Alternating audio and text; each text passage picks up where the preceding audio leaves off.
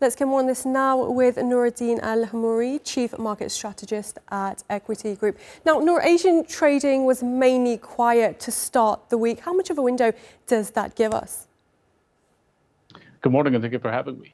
But it gives us a small window, but it's a thin liquidity window, not a clean signal with the Lunar New Year's holiday shutting or softening or shortening also trading in parts of Asia. Price action can look calmer than the underlying risk really is. The practical takeaway, at least for traders right now, do not overread small moves today. I believe they should wait for the first wave or real wave with volume when Europe and the US fully re-engage this week, because that's when positioning gets revealed at least, and the real direction trends to show up. Right, and we are seeing a lot of volatility on the Nikkei, which rallied 5% last week. Are we seeing a healthy consolidation here, or early signs that momentum is stalling?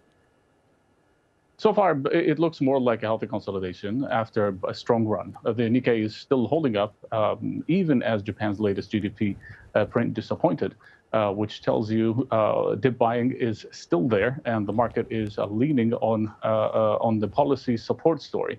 Also, the tell this week is whether gains have broadened beyond the same leadership names, and whether Japan yields and the yen stays orderly.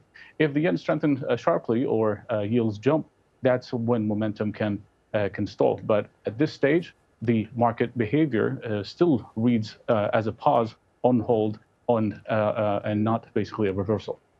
And looking at the US, with softer inflation reviving those Fed cut bets, is the dollar steadiness a sign here that the easing cycle is already priced in? Definitely, and I would say largely.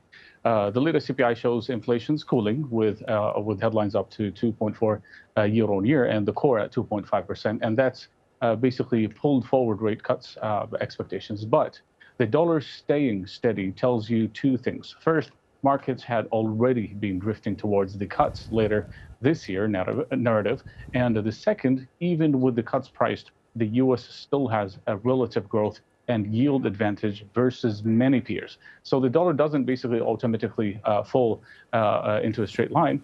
My added value here also for traders, you have to watch the rate differential, not the headline CPI. And if the US front end yields keeps falling faster than Europe and Japan, for example, this is when the dollar next leg lower becomes more likely. All right, we'll leave it there for now. Nour Hammoury in Dubai, thank you very much for being with us today.